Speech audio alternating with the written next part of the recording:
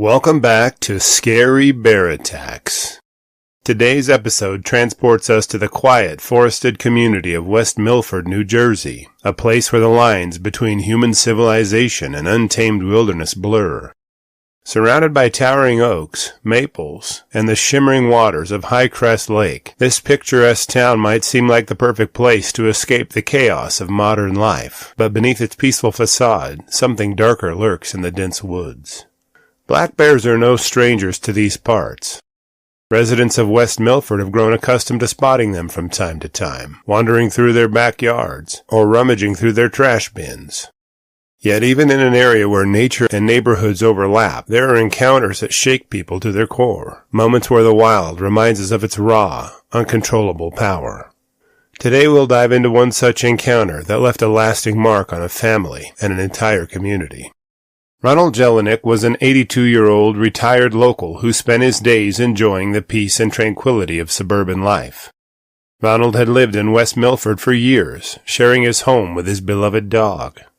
He'd built his life here, embracing the town's slower pace. Friends and family described Ronald as a kind, thoughtful man who was deeply connected to his community. On the night of July 24, 2020, Ronald's usual routine was disrupted in the most terrifying way imaginable. Like most nights, Ronald took his dog for a short walk before settling in for the evening. Little did he know his decision to leave the garage door open for just a few minutes would lead to an encounter that would forever change how he viewed the place he called home. As Ronald made his way back to his home, he felt something strange in the air. Maybe it was the stillness, or perhaps it was the deepening shadows that stretched out across his driveway.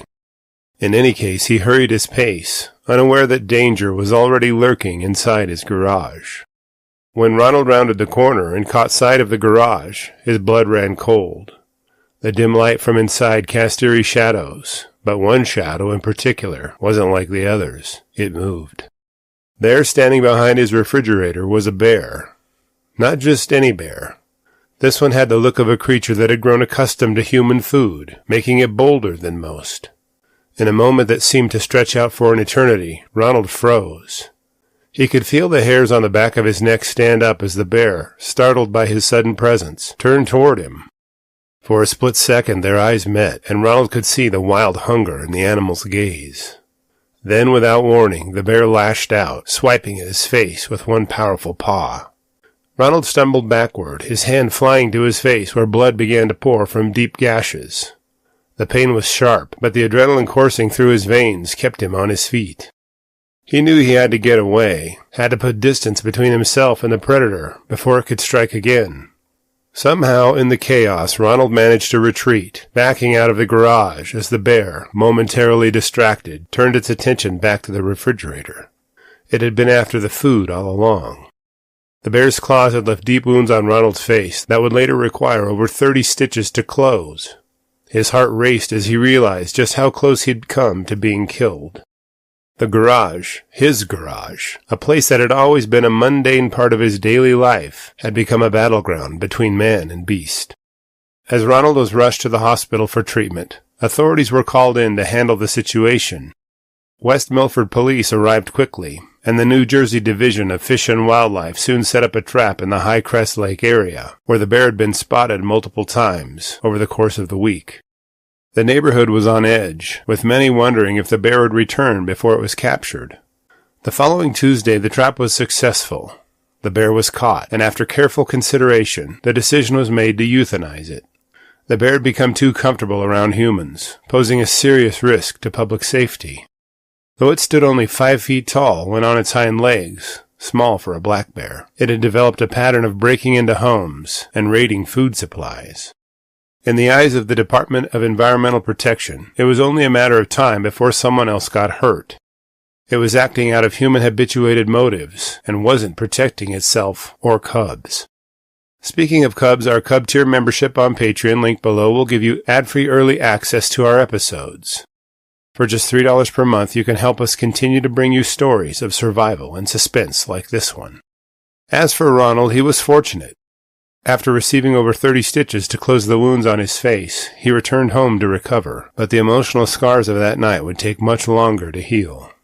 Ronald declined to comment on the attack, perhaps wanting to put the terrifying ordeal behind him.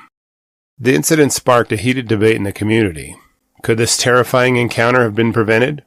Some, like West Milford Police Chief James DeVore, believe that Ronald's decision to leave his garage door open was the key factor that led to the attack. After all, the bear had been lured inside by the smell of food. Keeping food in the garage, combined with the open door, had created the perfect storm for a bear encounter. Others, however, see a bigger issue at play. Cody McLaughlin, the executive director of the New Jersey Outdoor Alliance, argues that the state's black bear population has reached dangerous levels. He cites the West Milford attack as proof that there are simply too many bears, leading them to encroach on human spaces in search of food. The Alliance has been pushing for a reopening of state lands to hunters, especially as bear complaints have skyrocketed in recent years. In fact, records show that bear-related complaints in New Jersey had jumped by 62% in 2020 compared to the previous year.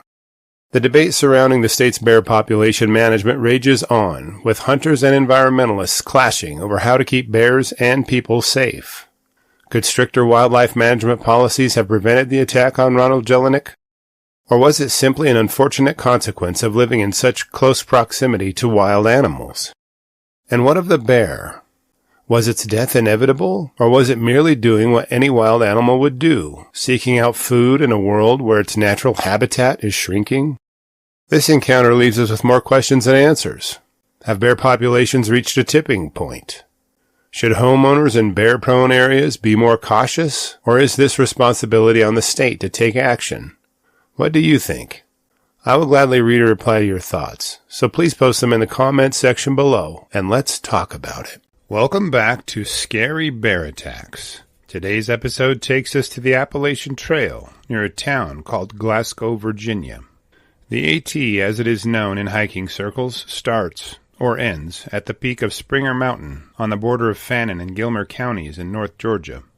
It winds its way through the states of Georgia, North Carolina, Tennessee, Virginia, West Virginia, Maryland, Pennsylvania, New Jersey, New York, Connecticut, Massachusetts, Vermont, and New Hampshire, and ends in Maine. Most of the states that the AT goes through have bear attacks that have been featured on one episode or another on our channel. It covers 2,198.4 miles, and most of those miles are through prime bear habitat. The trail hosts about 3 million hikers each year, and most of those are day hikers. Through hiking, by contrast, is hiking the entire trail in one 12-month period from beginning to end. It requires much more planning and discipline, as coordinating the supply drops and support materials can be logistically challenging. As you can imagine, the topography and geography of the trail varies, but primarily consists of steep peaks and trails piercing through thick forests of pine, maple, fir, oak, spruce, and hickory. The undergrowth over most of the trail length is so thick that visibility is limited to under a few yards in much of it. Animals that you may run into while hiking include white-tailed deer, elk, turkeys, and a myriad of smaller animals like skunks, possums, and raccoons. The predators along the AT include bobcats, coyotes, and black bears. Near the tiny town of Glasgow, Virginia, the AT crosses the James River. Due to the proximity of the town, AT hikers often stop there to stock up on supplies before continuing on their trek. Resting near a restocking location allows some hikers to refresh not only their supplies, but also their spirits. They pitch their tents and campsites dedicated to them along the trail and approaching the town. Lilliantown were AT through hikers and were about 2 months into their hike when they reached the area around Glasgow. The month was May 2023, but as you can imagine, after hiking for 2 months, the pair had no idea what the precise day of the month was. Given that weather doesn't always cooperate with hiking plans, and motivation varies day by day, the couple didn't generally hold too tightly to reaching their waypoints in their planned route. Taking it day by day and camping in enchanting places instead of your planned locations add to the freedom and adventure of the experience. On the day in question, the hikers had reached their last big climb of the day by late afternoon, and were searching for a place to pitch camp for the night. Hoping to cover a few more miles before that, they decided that they would pitch camp around 7:30 p.m., wherever they found themselves to be. Previously in the day, they'd crossed a road to re-enter the trailhead where they'd met up with some hikers headed in the other direction. As they passed each other, the hiking group conveyed that the campground known as Matt's Creek Shelter was closed due to a bear being seen in the area. Lily and Town thanked the hikers for their information and continued on their way up the trail. Given that their waypoints weren't etched in stone, Lily and Town weren't exactly sure how far Matt's Creek Shelter was. They weren't sure if they were even planning on staying there, but decided to cross that bridge when they got to it. Bear activity was a common topic of conversation for the hikers on the AT, so the fact that it was mentioned didn't draw too much attention from either of the hikers. They'd already passed several signs relaying the fact that bears had stolen food caches suspended from trees, so reports of bear activity were not as alarming as they should have been. Now, Matt's Creek Shelter lies on the west side of the James River. Lily and Town were close to pitching camp for the night, and it was the nearest campsite to them. Their options were to stop before Matt's Creek or to cross the river before pitching camp. As they hiked, they passed a beautiful campsite, which was still outside the boundary of the closed portion of the trail. The campsite had a great view of the James River and was technically outside the closed area, but only by a little bit. The day's hike was grueling at times, and rolling out their bedrolls on the thick layer of pine duff was all too comfortable. Lily and Town wolfed down their dinner and cached their food about 50 yards from their campsite, safely out of the reach of any hungry bears. The method they used to cache their food bag is called the PCT method, named after the recommended method used along the Pacific Crest Trail. It requires suspending your food bag over a high limb no lower than 12 feet from the ground. The cache should be more than 6 feet from the tree trunk and 4 feet lower than the branch to prevent bears from climbing the tree and pulling the rope toward themselves. For those of you who are interested in learning this caching technique, I've linked to an instructional video in the video article below this video. On a side note, rangers along the trail system have noted that bears have watched hikers as they cache their food bags. They've learned that untying the knot tethering the cache to the base of the same tree can yield free meals. The PCT method of caching can disrupt this learning-based reward system, even though it may take up to 30 years for the bears that have learned this lesson to fade from the population. At about 8:45 p.m., Lily and Town settled into their sleeping bags as the darkness chased the last bit of twilight from the evening sky. The nighttime noises of the forest surrounded the hikers, and their slumber had only started by the time it was unceremoniously interrupted. A little after 9 p.m., Lily was awakened by the sound of heavy, deep breaths through her tent and very close to her face. Hoping it was part of a dream, she froze and listened to confirm her fears. The sound of sniffing disrupted her consolation and was followed by the sound of very heavy footfalls, which made their way around the tent. Judging by the thud of the footfalls, Lily knew this was no small animal. It could only have been a large bear. She shook Town from his sleep and told him there was a bear outside their tent. The two raised a chorus of "Hey bear" for over a minute, hoping that it would be all the animal would need to be convinced to leave them alone. Each chorus was followed by attentive listening, as the hikers eagerly awaited for the sound of departing footfalls. As soon as the bear heard the humans, it was likely perplexed by its lack of ability to visually locate them. It huffed loudly and stomped toward them, but given it didn't see them, stomped on the ground at the edge of their tent. It seemed the bear was trying to flush them from their hiding spot by bluff charging them. Given the bear didn't immediately crash through the brush in a hasty departure, Town knew this was a bad situation. He ordered Lily to call 911. After barking out the order, he reached over to retrieve his knife and a whistle he carried in his backpack. Lily pulled out her cell phone and had somehow managed to get 2 bars of reception. The location they chose was narrowly sufficient to place the call for emergency services. Town stammered out that this wasn't a normal bear, as it wasn't scared of them. He blew loud blasts from his whistle and thumped on the tent poles to frighten the bear away. Lily would be connected with the Blue Ridge Parkway deputies for the next 90 long minutes. Now, usually when a caller dials 911, they're in or near a house, road, or other landmark they can relay their location. Lily and Town were out in the woods, and realistically beyond the typical service area of first responders. The dispatchers went back and forth with Lily, trying to understand exactly how responders could get to them, but they were not familiar with the trail and its intricacies. After ironing out the hikers' rough location, dispatch sent responders to the camp, but they were at least 30 minutes away. Lily and Town were instructed to stay inside their tent, but expressed that they were not comfortable staying inside it because they couldn't see the bear. They thought that trying to make it back out to nearby Highway 3 would be a safer bet, but they were overruled by the dispatcher. If responders could not locate them, they would not be able to ensure the safety of the hikers. As responders scrambled to round up a means to reach the hikers, the bear huffed and chuffed at them through the tent fabric. The hikers positioned themselves as far away from the tent edges as possible and huddled in fear as the time passed slowly. As they waited for responders, Lily received a call from the wildlife officer. The officer inquired about where their food was cached, and Lily explained how they'd stored it. After confirming it was cached properly, the officer asked where they had cooked their food in relation to their tent. Lily explained that their cooking location was only about 10 yards from their tent. After receiving that information, the officer asked them if there was any way they could cover up that location with something. The officer's next line of questioning was regarding protection. He asked them if they'd brought a firearm along with them. Lily indicated that they only had a knife. The officer advised them to take the knife and a few other things to throw at the bear as they left the tent. After all, the bear shouldn't be interested in eating the people, only wanted the food it smelled. By this time, Town's headlamp was out of battery power, as was his cell phone, while both of Lily's devices were just about there. The couple had decided that staying in the tent was a greater risk than leaving it. They planned to quickly hike their way through the dark to Highway 3, where help would be waiting, hopefully. Lily gathered 2 water containers and the knife sheath to throw at the bear as they made their escape from the tent. They planned for Town to leave the tent first, closely followed by Lily and her headlamp. Looking around, Town couldn't locate the bear in the darkness. Lily emerged from the tent and immediately located it using her headlamp. It was standing only 15 feet away, sniffing the ground. Lily began launching her impromptu projectile collection in the bear's direction. As each item landed near it, the bear showed little to no reaction. The only reaction the hikers got from the bear was a blank and prolonged stare. Lily and Town backed away from the bear and toward the bushes that lined the trail on their escape route. The bear didn't do anything but watch them as they slowly made their way.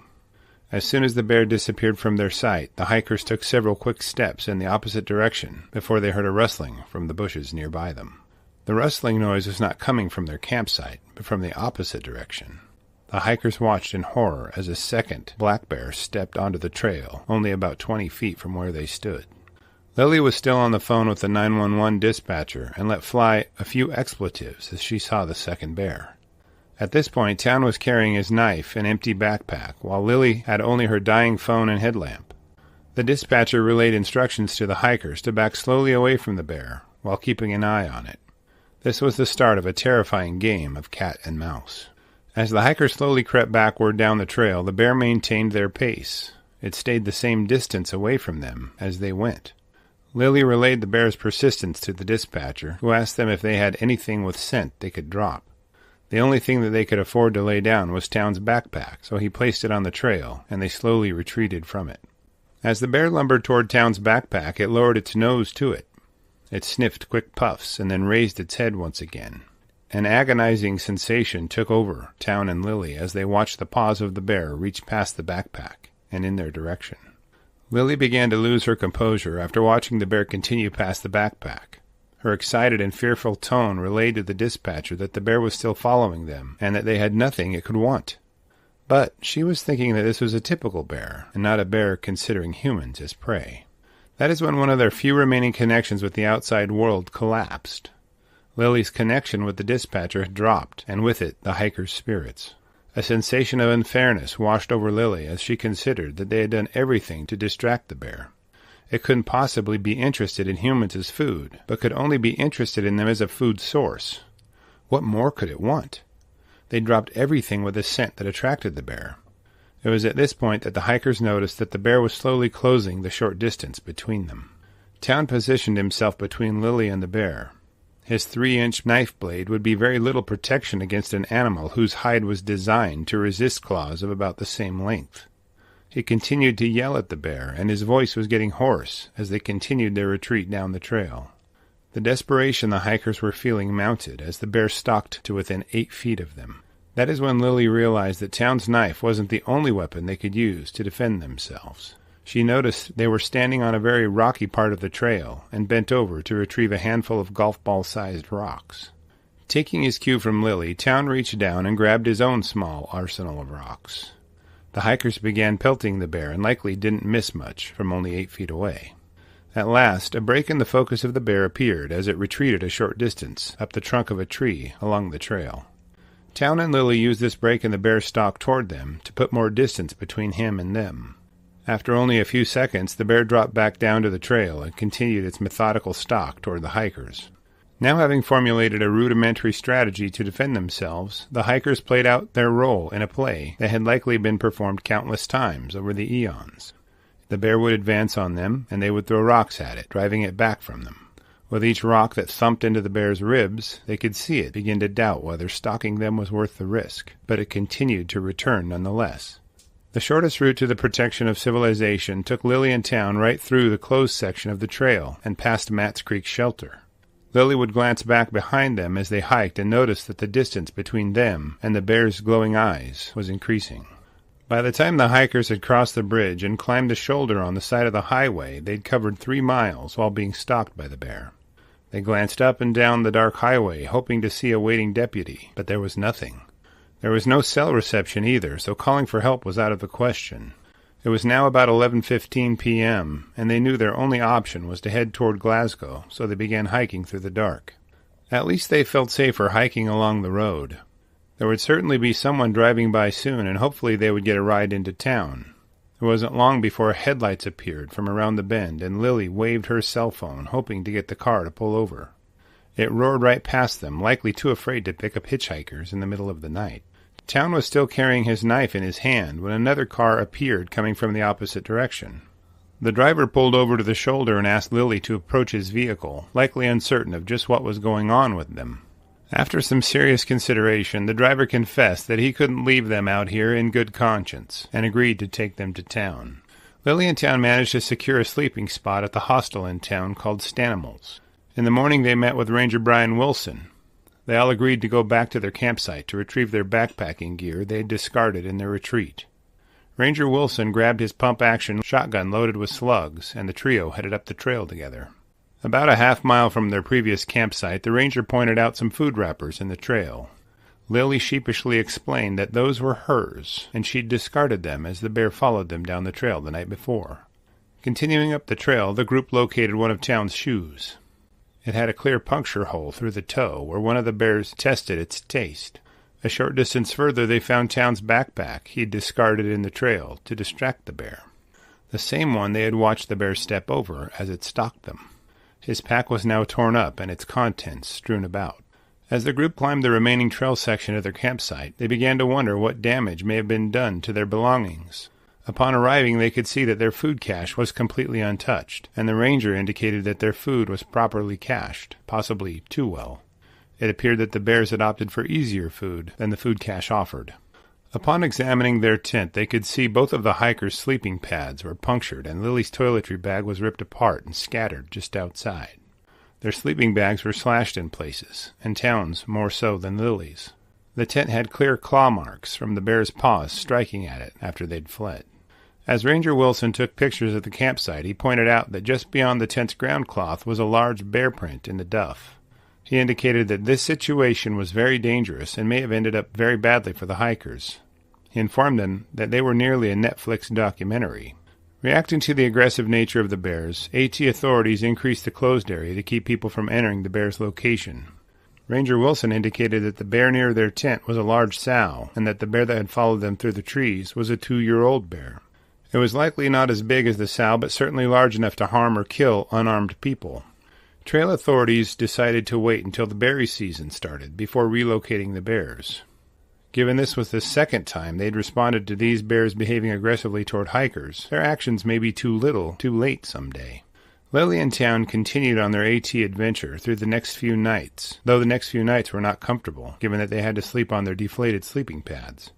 Lily blogged about their hike along the AT, and if you are interested in reading it, I've linked to it at the bottom of the video article below.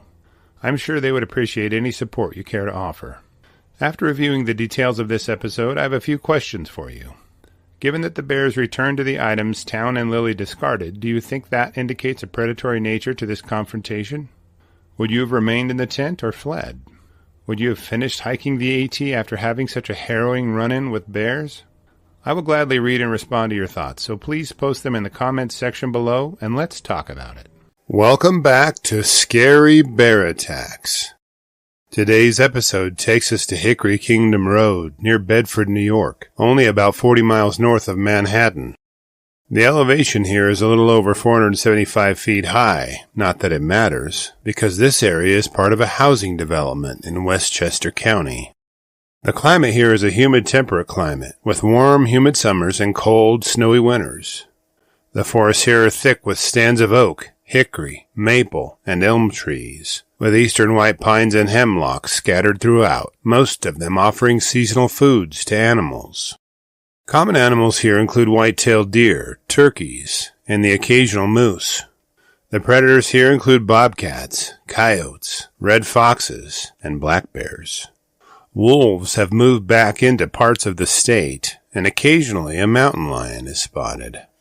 The housing development along Hickory Kingdom Road is rural and in a heavily wooded area. The trees surround almost every house here, creating hidden corridors for wildlife to traverse. There are no grizzly bears in New York, but the black bears here are increasing in numbers and tolerance of people. Around 11 a.m. on August 22, 2023, a 7-year-old boy, whom we will refer to as Tim, was playing in the woods just behind his house with his little sister. Tim's mom, who was a doctor, and dad were occupied in the home while the kids played near their backyard. A neighbor, whom we will call Tom, was relaxing in his home when he heard some kids screaming from the property next door. It seemed more frantic than the screams normally made by playing children. After looking out of his window, he saw a black bear, pulled out his phone, and took a picture. Tom decided he would go check out what was going on after telling his wife to call 911. Having noticed the bear nearby, he hopped into his car instead of investigating on foot. As Tom drove the short distance to his neighbor's house, he could see a medium-sized black bear near his neighbor's swing set in their backyard. The neighbor kids were dodging the bear, using the swing set as a barricade. As Tom watched, he saw the kids run toward the house, with the bear in close pursuit. Having just missed catching the kids, the bear circled the home, pausing to peer in the windows. The bear ran around a hidden corner of the home, so Tom drove around on the access road to get a view from a different angle. He watched as the bear circled the home, looking into windows in its search for the kids. As Tim ran toward the back door of their home, their mother met them. She immediately started examining her son's wounds and bandaging them as the bear stared from a few yards away. It was only a few minutes before North Castle police officers, Banksville Fire Department, an animal control officer, and members of other services arrived on the scene. EMS treated Tim and prepped him for transport to the hospital, while officers approached the bear.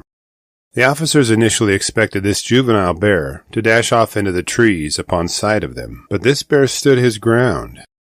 At one point, the young bear advanced aggressively toward the officers, creating a surprising standoff. Officers knew this behavior was way out of the norm for bears in the area. Their concern grew as the bear continued to chuff and stand up to 4 police officers at one time.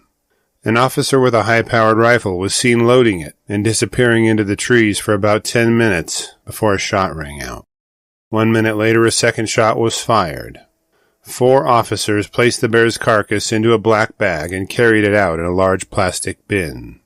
These officers were not small, and the fact it took 4 of them likely meant the bear weighed between 150 to 175 pounds. Not exactly a cub. The New York Department of Environmental Conservation took possession of the bear's carcass and conducted rabies tests on it. Their examination revealed the young male was healthy and did not have rabies.